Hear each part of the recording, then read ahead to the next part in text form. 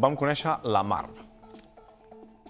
No se'm reconeix la incapacitat permanent perquè no reuneixo els requisits. Jo sempre dic que estic cansada d'estar cansada. Bueno, és que tinc un ventall, Fatiga crònica, fibromiàlgia, depressió, ansietat, no sé quins requisits volen. Ara em quedarien de vida laboral, teòricament, 5 anys. Jo no veig assumible ni 6 mesos treballant. Genera moltíssima ansietat.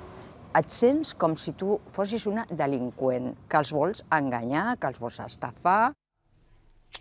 Té tots els informes mèdics, tots els diagnòstics, tant del seu metge de capçalera com dels especialistes que li diuen que no pot treballar. Però el Tribunal Mèdic, el Tribunal de l'Institut Català d'Avaluacions Mèdiques, l'ICAM, li diu que ha de tornar a treballar.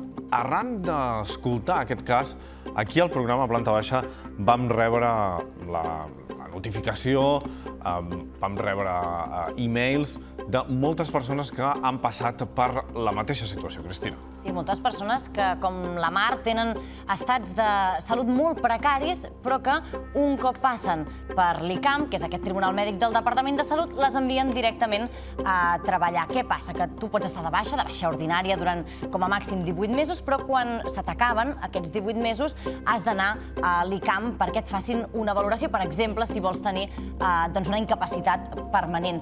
De fet, és l'ICAM qui acabarà emetent l'avaluació que t'acaba fent a la Seguretat Social, que acabarà sent l'òrgan que decidirà si te l'acaben donant o no. Hem parlat amb algunes de les persones que ens van contactar arran de l'emissió d'aquest reportatge, Txell. Sí, hem anat a conèixer el David, que ha treballat 30 anys de venedor, la Núria, que n'ha passat 40 treballant en un servei d'assistència social, i també el Jonathan, que és el més jove i alhora el que ens explicava que fa més anys que no troba una feina que pugui assumir. Tenen malalties diferents, però comparteixen un fràgil estat de salut que els implica grans limitacions en la vida diària. Ens explicaven exactament què els ha dut a demanar una incapacitat laboral permanent.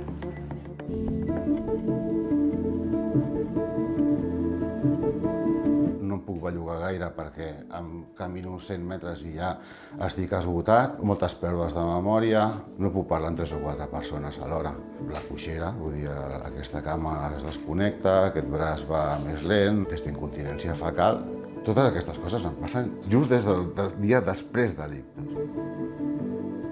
Tinc una discapacitat d'una pròtesi a la cama esquerra i ara amb el Parkinson, pateixo Parkinson, amb la part dreta, diguéssim.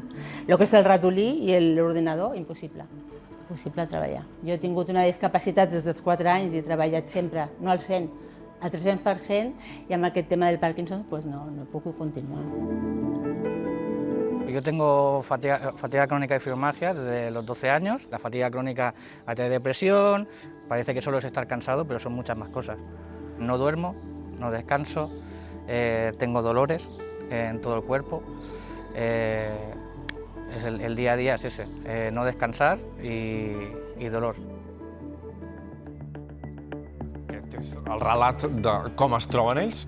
I en tots 3 casos, Txell, l'ICAM, l'Institut Català d'Avaluacions Mèdiques, els ha dit que poden treballar. Sí, de fet, com explicàvem fa uns dies, la majoria d'informes que emet aquest tribunal mèdic són contraris a reconèixer incapacitats laborals, i amb això s'han trobat el David, el Jonathan i la Núria. Tots 3 se sumen a la denúncia que feia la Mar aquí a Planta Baixa, critiquen el tracte que han rebut durant les avaluacions de l'ICAM, de l'Institut Català d'Avaluacions Mèdiques, i en qüestionen també la seva vara per mesurar qui està en condicions de continuar remant dins del mercat laboral. Jo quan vaig anar a l'ICAM vaig al·lucinar amb una persona que a 2 metres o 3 de llarg, no sé, no em van deixar acostar a la cadira, en un lloc fosc que no se li veia la cara, i al cap de, no sé, unes quantes setmanes vaig rebre la resolució i això ja va ser devastador. El primer que et diuen és, no me diga usted nada, que ya le preguntaré yo.